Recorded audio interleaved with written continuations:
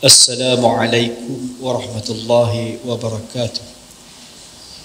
Alhamdulillah nahmaduhu wa nasta'inuhu wa nastaghfiruh wa na'udzu billahi min shururi anfusina wa min sayyiati a'malina.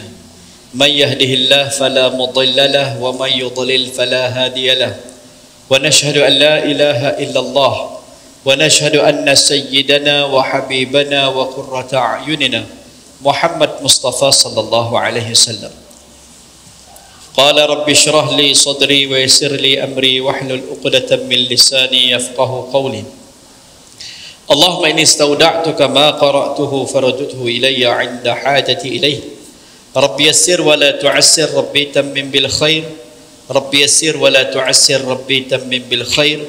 Rabbi yassir wa la tu'assir rabbi tammim bil khair. Allahumma alhimna marashida umurina wa a'idna min shururi anfusina birahmatika ya arhamar rahimin. Qala Allah subhanahu wa ta'ala, a'udzu billahi minasy syaithanir rajim. Bismillahirrahmanirrahim. Qul in kuntum tuhibbuna Allah fattabi'uni yuhibbukumullah wa yaghfir lakum dhunubakum wallahu ghafurur rahim. Shadaqallahul 'aliyyil 'azim. وقال حبيبنا وكريمنا محمد مصطفى صلى الله عليه وسلم لا يؤمن أحدكم حتى أكون أحب إليه من ولده ووالده والناس أجمعين كما رواه الإمام البخاري. صدق رسول الله صلى الله عليه وسلم. وقال سهل بن عبد الله من لم يرى ولاية رسول الله صلى الله عليه وسلم في جميع أحواله ويرى نفسه في ملكه صلى الله عليه وسلم لم يذق حلاوة سنته. Alhamdulillah, tuan-tuan, puan-puan yang dirahmati lagi dikasihi oleh Allah Ta'ala, kita bersyukur kehadirat Rabbul Jalil Jalla wa'ala atas peluang yang Allah berikan kepada kita. Malam ni kita dapat nyambung sedikit lagi muzakarah kita dengan kitab yang kita gunakan, Himpunan Hadis Akhlaq Al-Arba'un As-Sughra karangan Al-Imam Baihaqi rahimallahu ta'ala. Tuan-tuan, kita masih lagi membicarakan pada hadis yang pada bab yang ke-14 muka surat 72. Namun kita masih lagi membicarakan tentang di antara tanda-tanda cinta kepada Allah Subhanahu wa ta'ala dan Rasulnya. Pada hari itu kita ceritakan sedikit beberapa perkara min alamati mahabbatihi sallallahu alaihi wasallam. Di antara tanda-tanda cinta kepada baginda Nabi sallallahu alaihi wasallam, kita sebut bagaimana sahabat-sahabat Nabi, contoh-contoh daripada hidup sahabat-sahabat Nabi sallallahu alaihi wasallam menzahirkan cinta mereka kepada Nabi sallallahu alaihi wasallam. Kita sebut kisah Sayyidina Umar yang mendengar penyair seorang wanita tua yang bersyair tentang Nabi sehingga dia menangis terduduk tak mampu berbicara. Kita sebut tentang kisah Bilal radhiyallahu taala anhu apabila saat ketika nak meninggalkan dunia, ketika isterinya sedih, baginda isterinya sedih tentang keadaannya, tetapi Bilal radhiyallahu anhu gembira kerana nak berjumpa dengan Nabi sallallahu alaihi wasallam. Kita sebut banyak kisah-kisah lagi tentang sahabat-sahabat Nabi sallallahu alaihi wasallam. Dan pada kuliah subuh pada hari itu kita sentuh sedikit bagaimana kita ni pada hari ini yang mendakwa cinta Nabi sallallahu alaihi wasallam, kadang-kadang lidah kita mendakwa cinta, perbuatan kita mendustakan dakwaan cinta kita pada lidah kita tersebut. Beberapa perkara contoh yang kita berikan pada hari itu. Baik, pada hari ini kita nak bagi beberapa tips ataupun beberapa amalan yang boleh kita amalkan untuk kita mencontohi Rasulullah sallallahu alaihi wasallam dalam kehidupan kita yang serba ringkas, serba mudah, serba simple yang kita duk buat hari-hari. Bukan satu benda yang susah, benda yang kita buat hari-hari. Tuan-tuan yang dirahmati lagi dikasihi oleh Allah Ta'ala, Sahal bin Abdullah radhiyallahu ta'ala anhu berkata, man lam yara, barang siapa yang tidak, man lam yara wilayat Rasulullah sallallahu alaihi wasallam fi jami' ahwalihi wa yara nafsahu fi milkihi sallallahu alaihi wasallam lam yadhuq halawata sunnatihi. Baik, Sahal bin Abdullah radhiyallahu anhu berkata, barang siapa yang tidak melihat hak ataupun kuasa baginda Nabi sallallahu alaihi wasallam yang berhak untuk dia contohi pada segenap sudut dalam kehidupan dia, ahwalihi, segenap sudut dalam ahwal kehidupan dia, dan dia tak merasakan bahawa Nabi SAW berhak untuk dicontohi. Dirinya itu milik Rasulullah SAW. Maksud dia, diri dia tu sepatutnya mencontohi Nabi SAW. Lam yadhuq halawata sunnatihi, maka dia tidak akan dapat merasai kemanisan sunnah Nabi SAW. Barang siapa dalam segenap aspek dalam kehidupan dia, dia tak rasa bahawa aku buat sesuatu perkara dalam kehidupan aku ni perlu mencontohi Nabi. Aku kena ikut Nabi. Aku makan, aku kena ikut Nabi. Aku tidur, aku kena ikut Nabi. Dia ikut diri dia sendiri. Dia rasa, oh diri aku ikut aku punya suka hati lah. Aku buat cara suka hati aku lah. Bukan salah pun dari segi syarak, dari segi fiqah tak salah pun. Maka dia tak dapat lam yadhuq, dia tidak akan dapat merasai halawata sunnatihi, kemanisan sunnah Nabi SAW.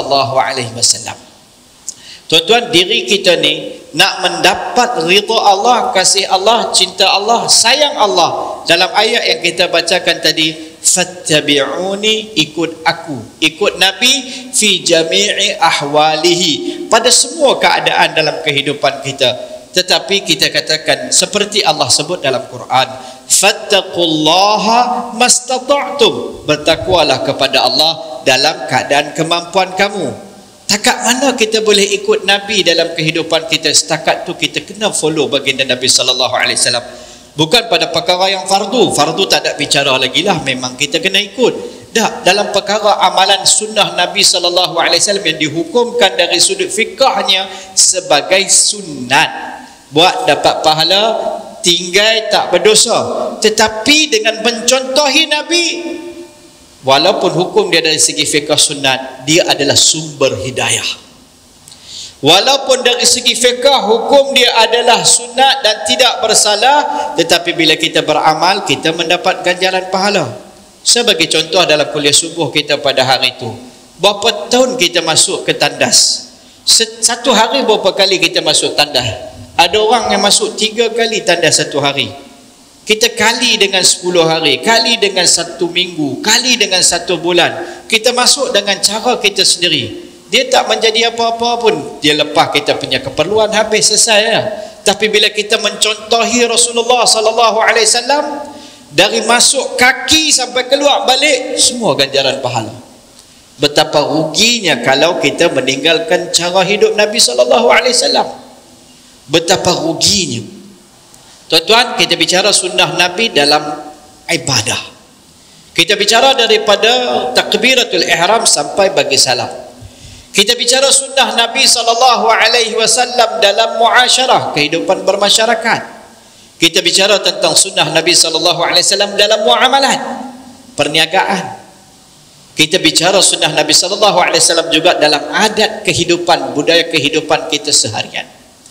Hari ini kita nak tengok sedikit macam mana kita boleh contohi Nabi SAW dalam 2 perkara yang kita selalu buat. Apa dia?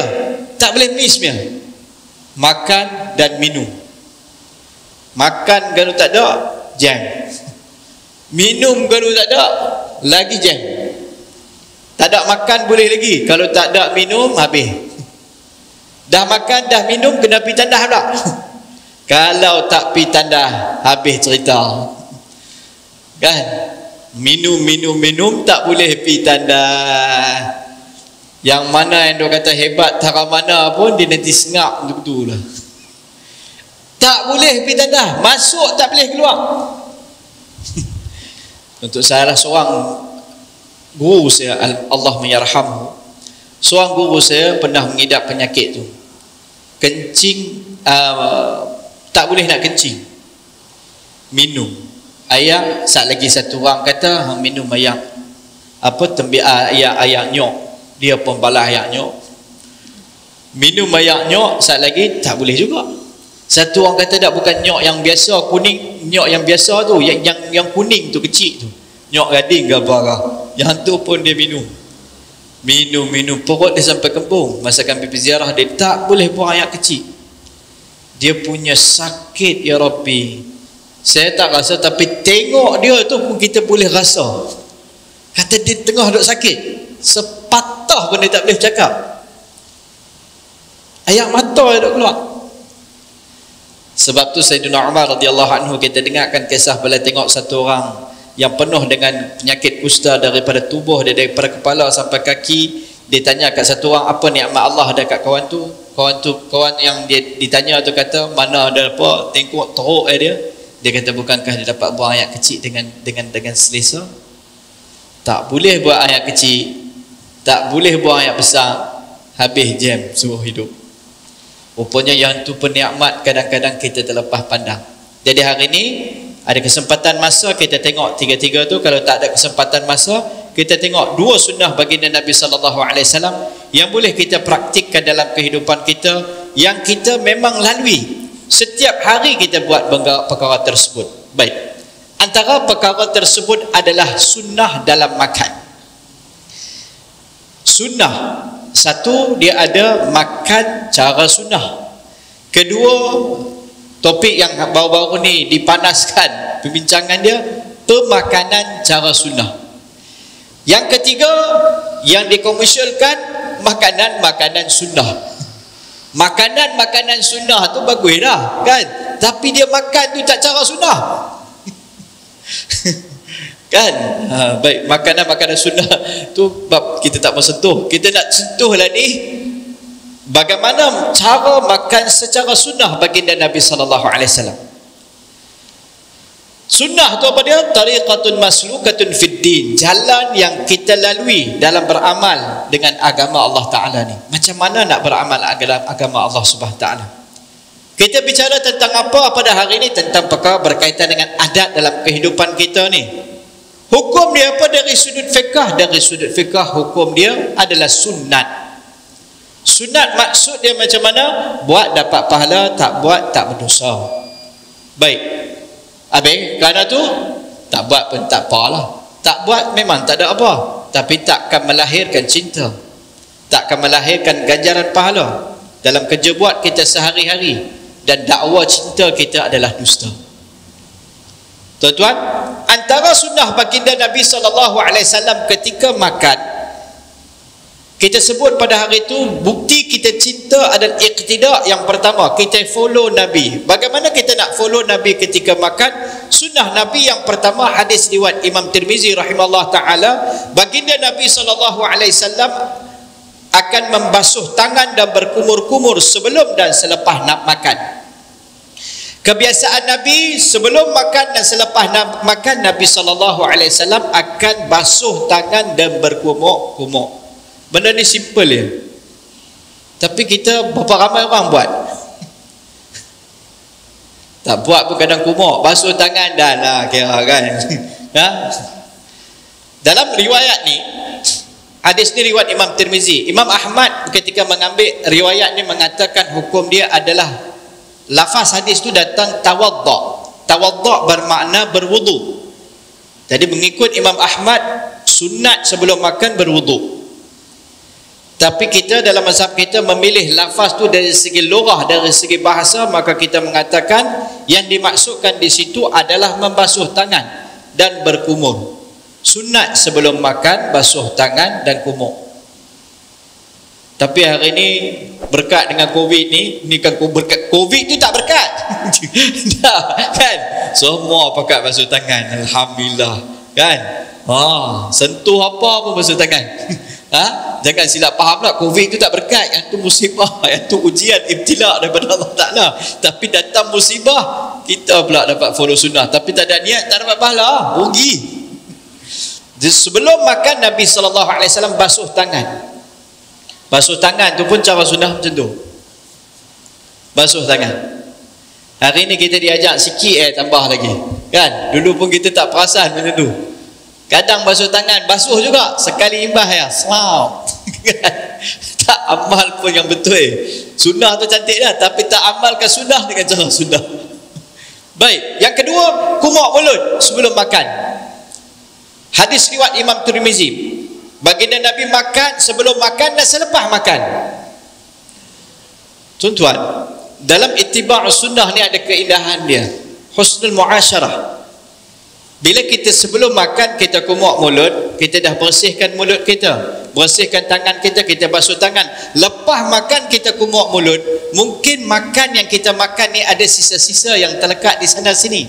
Bila kita kumuk mulut, sisa tu keluar.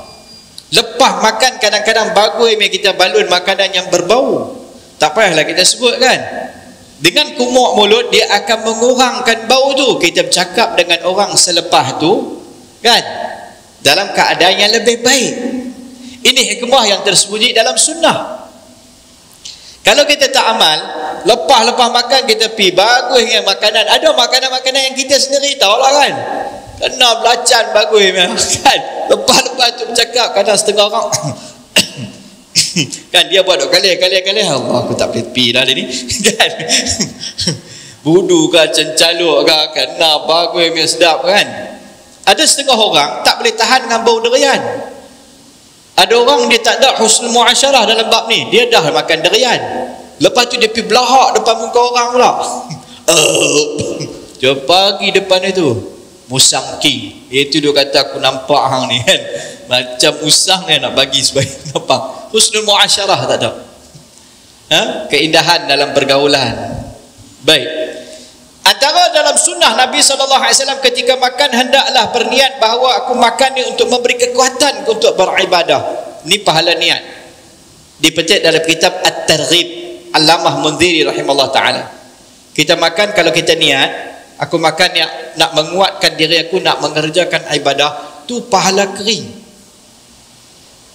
Niat bukan kita nak kena duduk nak makan tu kan, kita awak bersibang keras macam duduk niat ni, duduk pasang niat. Dah, niat satu lintasan dia. Pasal kadang dia dah praktik kan dalam sembahyang tu, usolli tu dia pergi bawa sampai tak makan. Sekali tak makan duk usolli, tak ketahuan pula kan. Tak makan, diam siapa? Diam seketika, aku sedang melintaskan niat. Tak payah amal lagu tu, niat satu lintasan.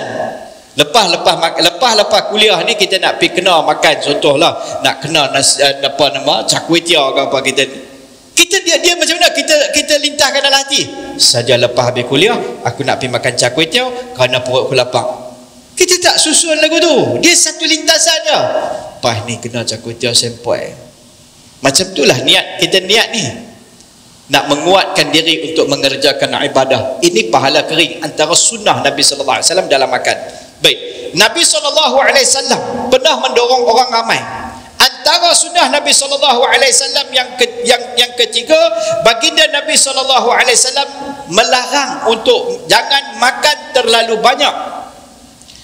Makan ketika lapar, berhenti sebelum kenyang. Makan ketika lapar, berhenti sebelum kenyang. Sepertiga untuk makanan, sepertiga untuk air, sepertiga baki dikosongkan. Ini antara sunnah Nabi SAW. Makan masa lapar, berhenti sebelum kenyang. Yang tu paling susah. Makan masa lapar boleh, berhenti sebelum kenyang tu memang mencabar. Bagus melo kan, dengan kuah semua apa dah berhenti sebelum kenyang. Kita selalu berhenti bila sedap dah tak boleh nak bernafas. Kita lebih sikit kan. Sebab cari ayam. Berhenti selepas kenyang dah pun kategori wali. Kadang bukan kenyang, lebih pada kenyang, dah tersumbat saluran nafas. Tuan-tuan, sunnah Nabi ni cukup indah. Kalau kita amalkan ni, memang dari sudut kesihatan cukup hebat. Makan masa lapar, berhenti sebelum kenyang. Yang ni dia perlukan satu kekuatan. Nak berhenti sebelum kenyang. Yang cakap minum satu lah kan. Kena kadang-kadang lok yang sempoi kan, kita berjua. Oi, masa tu iman kata cukup, nafsu kata bubuh, iman kata jangan cari pasal, nafsu kata bubuh dulu, lepas tu kita tengok hospital mana nak admit. Dan saya tak boleh makan nasi lemak. Bukan selalu, sekali sekala. Tiap hari yang itulah duduk kata. Sekali sekala tu tiap hari. Bukan pasal masalah nasi lemak. Contohnya, ada orang dia bukan pantang makan, pantang tengok makanan. Jangan bubuh. Kalau tak orang bagi, dia kata. Kalau dah bubuh, dia try. Lepas tu baru fikir mana nak pergi cari ubat pula dah. Sunnah Nabi SAW, makan ketika lapar, berhenti sebelum kenyang. Tuan, ini ada sudut dari sudut Tibbun Nabawi, Ibnu Qayyim Al-Jauziyah hurai panjang tentang perkara ni.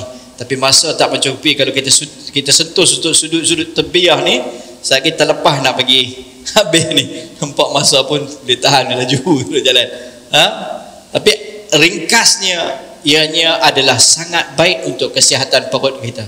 Sebab semua penyakit para tabib menyatakan berpunca pada perut. Kita di Malaysia ni mati bersebab tak cukup makan.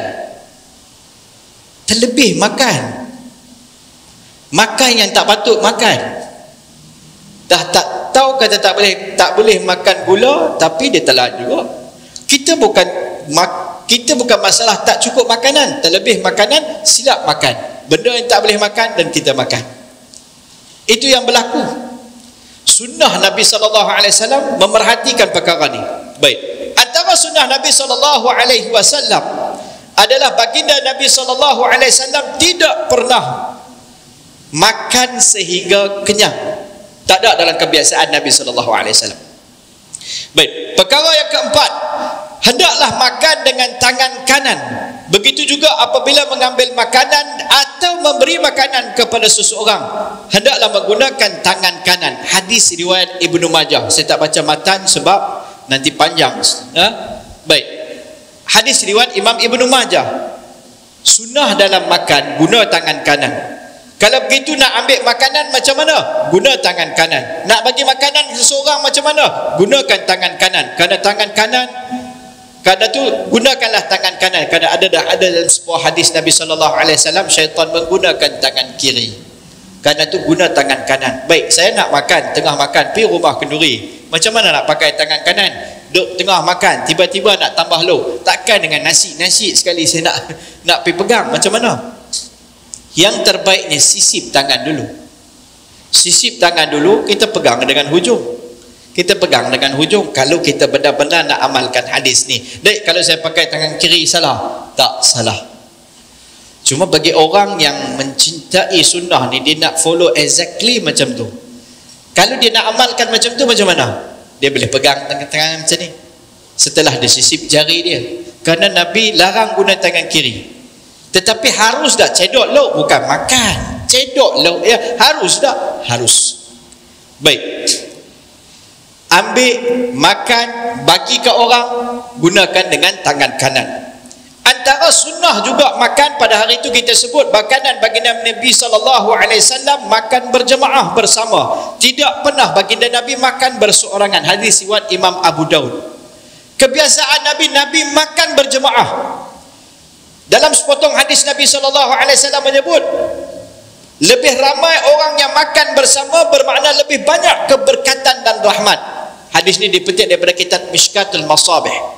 Dalam satu bekas makanan tersebut, lebih banyak tangan dalam makanan tersebut, lebih banyak rahmat dan keberkatan yang Allah beri pada makanan tersebut. Berkat ni tuan-tuan, bila dia masuk makanan tersebut dalam tubuh kita, dia beri kekuatan kepada kita mentaati perintah Allah, dia beri kesihatan pada kita. Kalau tak berkat, dia masuk tak bagi manfaat. Syekh Mutawalli Sya'rawi rahimallahu ta'ala kata, kita minum air dengan cara sunnah, air yang masuk hasil daripada kita minum dengan cara sunnah tersebut akan beri keberkatan di bila duduk dalam perut kita ni, pada kesihatan kita. Minum dengan cara sunnah Nabi SAW. Subhanallah. Ni makan. Nabi makan berjemaah. Kita benda ni bukan tak buat. Kita selalu buat di masjid. Tapi di rumah macam kita tak boleh nak buat. Hari ni dah jadi hidup di rumah ni berjemaah, makin hilang di rumah. Satu orang nanti ambil makan, pergi duduk kat depan TV. Kan? Seorang ambil makan, keluar pada rumah, dia duduk menghadap cikgu 3 segi ni. Kan? Sabar. Sibuk sangat. Kan? Last sekali tinggal bapak seorang kat meja duduk tunggu. Bila benda ni kadang kita amal? Bila Ramadan. Sebab tu Ramadan menjalinkan mahabbah. Duduk bersama ni, dia mengikat hati, menjalin mahabbah. Link pada bulan Ramadan kita perasan tak sangat susah. Ada buku-buku tarbiyah yang para ulama menulis bagaimana nak mentarbiah keluarga ni. Salah satu dia masa yang sesuai adalah ketika duduk makan bersama.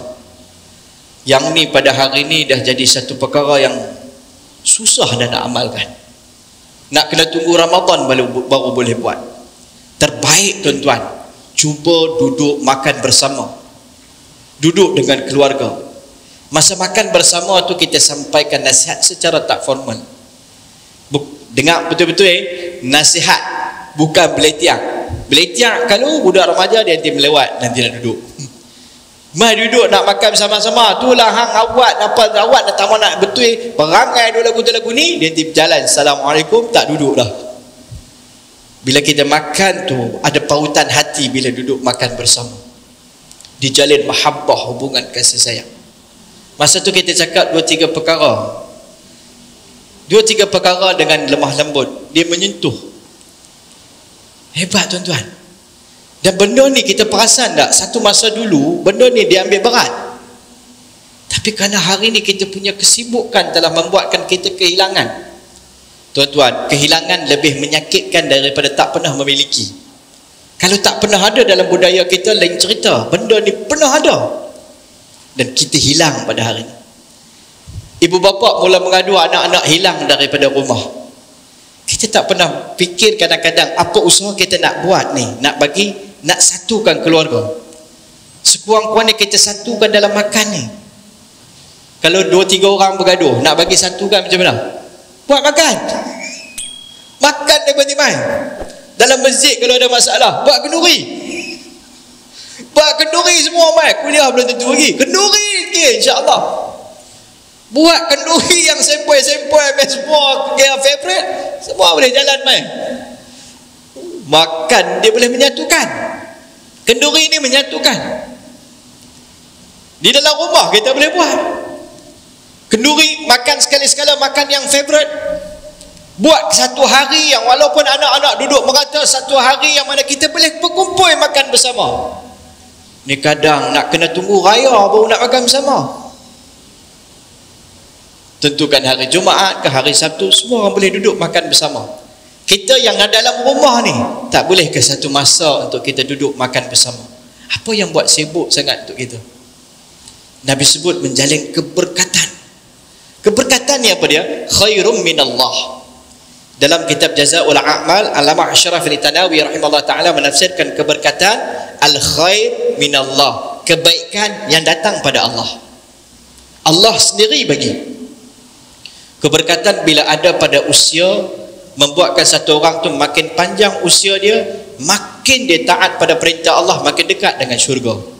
Keberkatan bila tak ada dalam usia makin panjang, dia makin jauh pada Allah Ta'ala. Keberkatan bila ada pada wang ringgit kita akan membuatkan kita makin dekat dengan Allah. Bila tak ada, duit kita tu tak boleh mendekatkan kita, bahkan menjauhkan kita daripada syurga Allah Ta'ala. Makin ada duit, makin sombong. Makin ada duit, makin jauh dengan adik-beradik. Takut mereka minta duit. Lebih susah, lebih teruk. Makin ada duit, makin susah. Saya pernah jumpa orang macam tu. Pasal apa? Pakai kereta pun buruk, padahal ada duit banyak. Pasal apa macam tu? Takut orang minta duit kat dia. Takut adik-beradik tahu kata dia senang. Last sekali dia mati dengan susah macam tu. Lepas dia mati, anak-anak senang. Dia punya susah payah, rengkuh pun tak dapat nikmat kehidupan dia sendiri. Baik, tuan-tuan, kita balik dengan makan bersama. Sunnah Nabi. Satu, kita boleh makan bersama, kita kata makan dalam dulang. Bahasa kita Penang ni makan dalam talam. Ustaz, saya ni tak biasalah nak duduk makan dalam talam ni. Macam-macam kadang-kadang kan. Okey, makan dengan dalam pinggan masing-masing, duduk berjemaah. Masuk dah dalam sunnah ni, masih masuk dalam sunnah ni. Yang terbaik kita sebutkan tadi tu, itu adalah yang terbaik. Tak boleh buat nombor 1, buat nombor 2. Makan sama-sama tapi berjemaah. Nabi makan di bawah, kita tak boleh lagi di bawah, makan di atas. Tapi kita dah amalkan berjemaah. Sunnah akan menyatukan. Sunnah Nabi ni punya kehebatan, ianya akan menyatukan. Kadang kita duk fikir nak buat lagu manalah dalam rumah ni, nak bagi satukan hati, kasih sayang, mawaddah warahmah, kan? Wa Aminah wa Fatimah, macam-macam duk fikir. Duduk makan sama. Try dulu. Saya ada satu orang kawan dulu, saya zaman belajar, satu orang jutawan. Bapak dia ada kilang dan sebagainya. Sibuk bapak dia, hari raya pun kerja. Tetapi dalam setiap minggu mereka ada satu hari yang mana mereka akan makan bersama. Bapak dia punya sibuk ni, kira keluar gelap, balik gelap. Hari minggu ya ada rumah. Lain keluar gelap, balik gelap. Tapi mereka cukup jaga antara amalan yang mereka jaga, makan bersama. Ada hari dalam satu minggu tu mereka akan makan bersama, tanpa excuse. Masa tu tak ada fitnah handphone lagi kan. Handphone ni kalau kita silap guna, dia akan memecah belahkan kita. Duduk sama-sama tapi asing-asing. Duduk satu meja nak makan, semua mengajak kitab suci ni. Tolak, hang kata tolak, aku kata mai. Hang kata tolak, aku kata mai. Tak sama juga. Dulu satu phone menyatukan, sekarang dah banyak phone memecahkan. Suami isteri, minta maaf cakap, suami isteri duduk atas katil, tak boleh sembang tak? Kawan ni mentalaah belah sini, kawan ni mentalaah belah sini. Tinggal phone tu Ustaz, duduk sembang cakap. Hadrat Aisyah kumpul 10 orang wanita mengadu tentang keadaan suami. Salah satu wanita mengadu, suamiku tak pernah menyeluk di dalam pakaianku. Jangan dengar bagi habis dulu. Maksud dia apa? Dia tak pernah tanya hal keadaan aku setiap hari. Susah tak susah aku di rumah ni, macam mana sibuk serabut di rumah. Antara sifat yang tak elok yang dikomen oleh seorang wanita kepada Hadrat Aisyah, kadang kita punya sibuk, kita tak ada nak tanya pun. Sekurangnya saat akhir tu kan, mana tahu malam tu kalau arwah tanyalah Pak Abang, macam mana hari ni di rumah. Jangan duk cerita pasal office lagi. Dua-dua kerja, di situ pun nak kerja office ke? Kan? Masuk masa dah.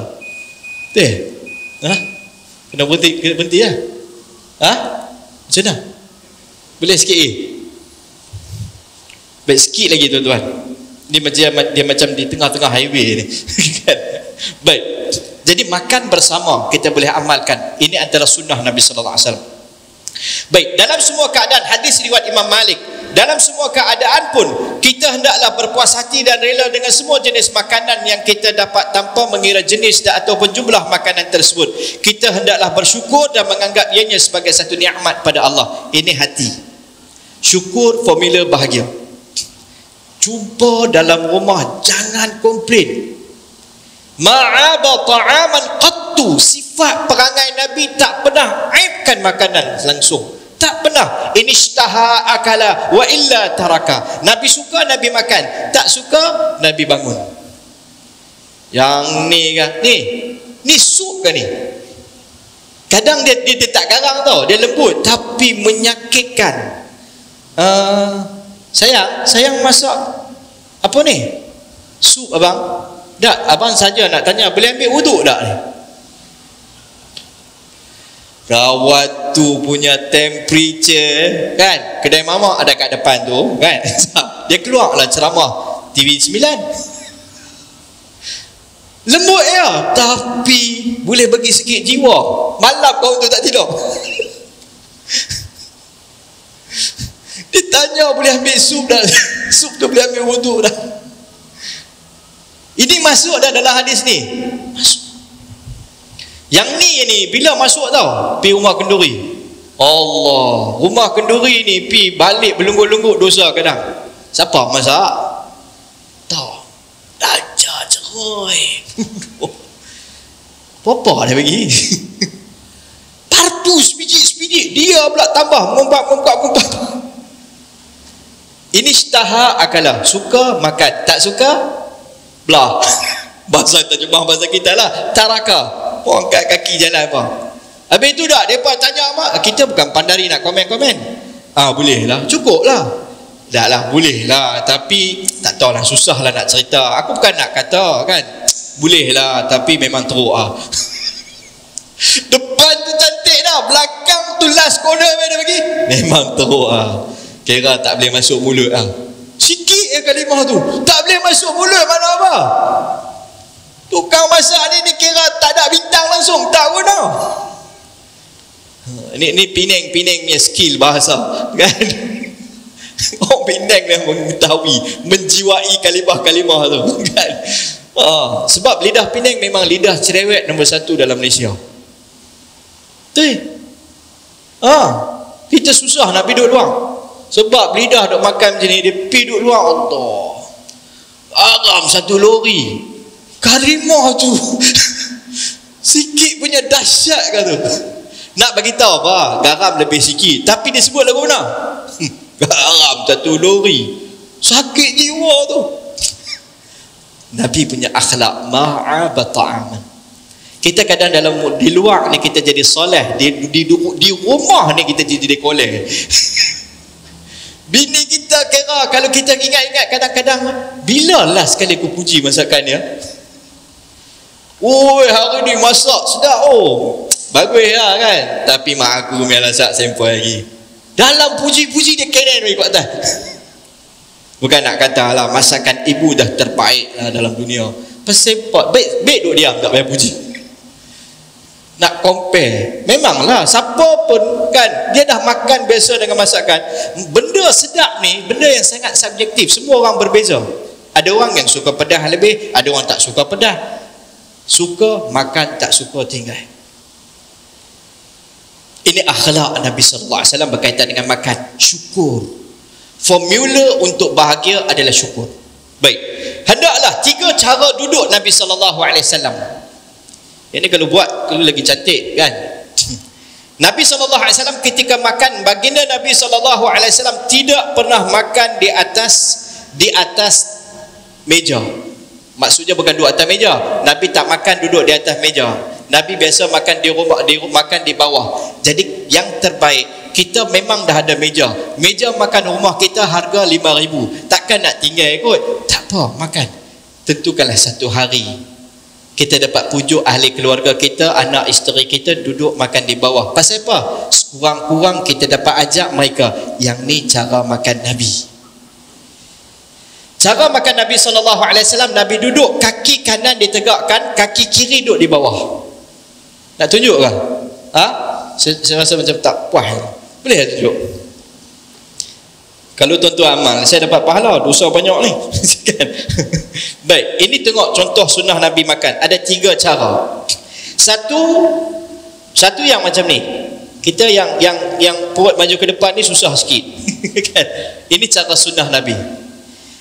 Ini yang terbaik. Kaki macam ni, kaki kiri di bawah punggung. Okey? Kalau tempat tu kotor, dalam Umdatul Qari Syarah Sahih Bukhari Allamah ini bawa kaifiat yang kedua. Kita tak boleh nak duduk tempat tu kotor, kita boleh duduk macam ni. Cara yang kedua, duduk macam ni makan. Jaranglah tempat kalau kotor baru kita duduk tempat yang tak sesuai kita duduk kan. Baik. Yang ketiga macam orang perempuan duduk makan. Kan? Macam duduk tahiyat tu kan.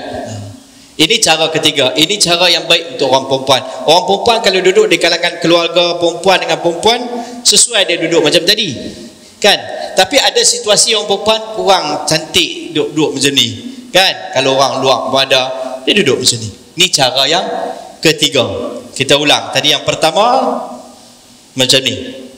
Yang kedua macam ni. Ni kata saya kata macam nak berak lah. Berak kaki kena main depan. Ni dia kaki sama. Kaki sama. Ni dia tak overstable lah. Yang ketiga macam ni. Duduk macam duduk tahiyat. Tak payah tahiyat pun tak apa. Cuma duduk macam duduk tahiyat ni. Ini cara yang sopan untuk orang perempuan, boleh amalkan.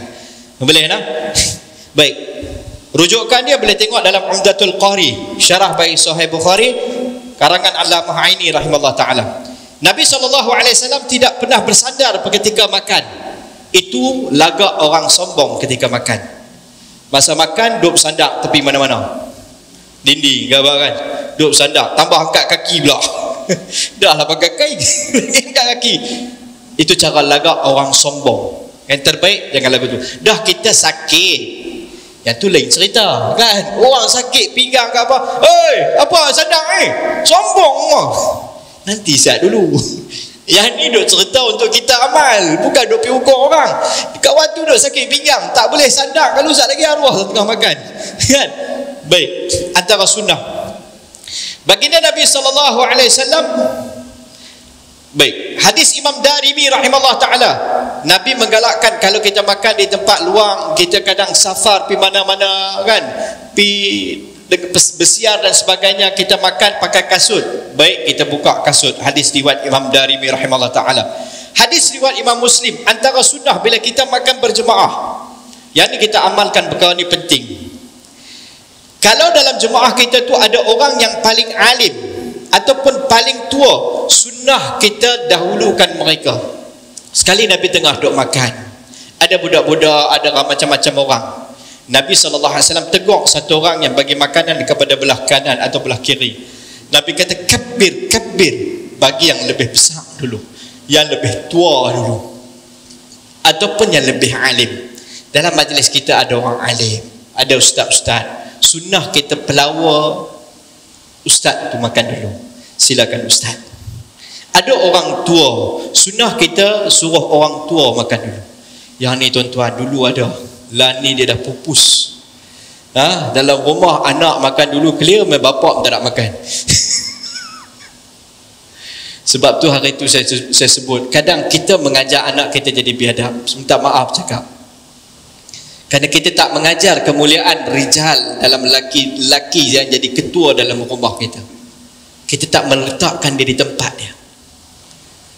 Bukanlah nak kena suruh kita special tak, kita contoh-contoh.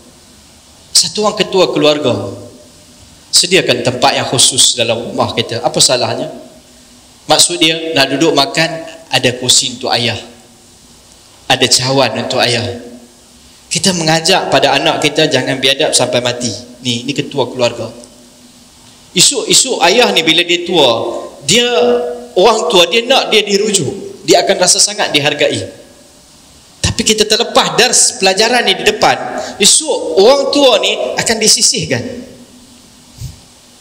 Jangan main-main kita menganggap benda ni. Kabir, Nabi kata, muliakan orang tua. Kalau ada alim ulama, muliakan dia dulu. Kalau ada orang tua yang lebih tua, muliakan orang tua dulu. Silakan pakcik makan. Pupuk benda ni tuan-tuan. Adab mengajar akhlak. Tinggalkan adab, dia akan bawa kepada biadab. Jangan main-main. Kita hari ni pandang remeh. Sebab hari tu kita sebutkan, apa nak kena salam, nak kena cium tangan ke apa. Bukan, nak ajar adab anak, hormat pada ibu bapa tu. Nak ajar yang tu ya. Tak cium tangan tak boleh. Bukan. Nak ajar dari kecil, hormat ibu bapa tu. Kepentingan. Daripada kecil lagi nak train anak-anak ni. Makan tadi kita sebut, Nabi galakkan lagu tu. Tetapi satu perkara kena faham, orang yang tua pula, ulama ni pula, dia kalau boleh pelawak orang lain juga dulu. Sebab dalam hadis Nabi SAW adalah orang yang terakhir bila makan. Nabi adalah orang yang terakhir makan.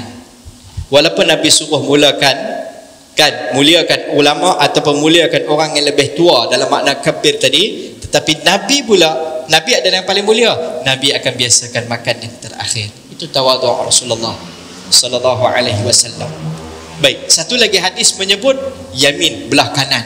Kalau semua orang sama, semua pakcik-pakcik ida, kan, nak mula tua pun semua lebih kurang, takkan nak pergi tanya umur. Ni apa 76 yang ni 66. Yang mana 50 78 17 no kan. Sekadar mampulah. belah kanan. Ini belah kanan, ini sunnah. Dalam sunnah juga, bila orang huluk kita, kita jangan tawaduk, tak kena gaya. Orang dah huluk kita, ambil kita pula tanda tolak. Dia pula huluk, kita pula tolak. Bila nak pergi sampai habis? Kadang kita tu tawaduk dia tak kena dengan tempat dia. Baik. Jika seseorang mendapat makanan, dapat amalkan. Dalam kitab At-Targhib dinyatakan jika seorang dapat mengamalkan, makanlah dengan menggunakan 3 jari. Kemudian gunakanlah seterusnya. Nabi makan roti 3 jari. Kita nak makan 3 jari bila nak habis? Kita makan nasi. Cinta kepada Nabi, nak pupuk, mulakan dengan 3 jari. 1, 2, 3. Lepas tu balaslah 5. Jangan makan sampai 10 jari, kan? Lepas tu makanlah 5 jari.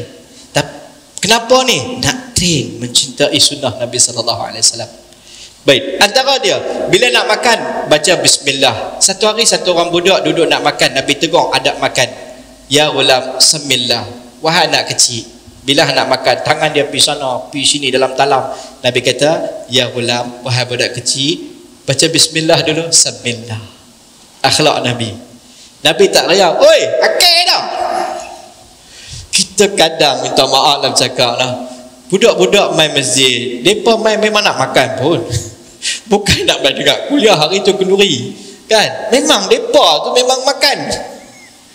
Tapi kadang kita marah dia. 1 tahun perjalanan dia marah daripada sudut sini. Hai, nantilah dulu.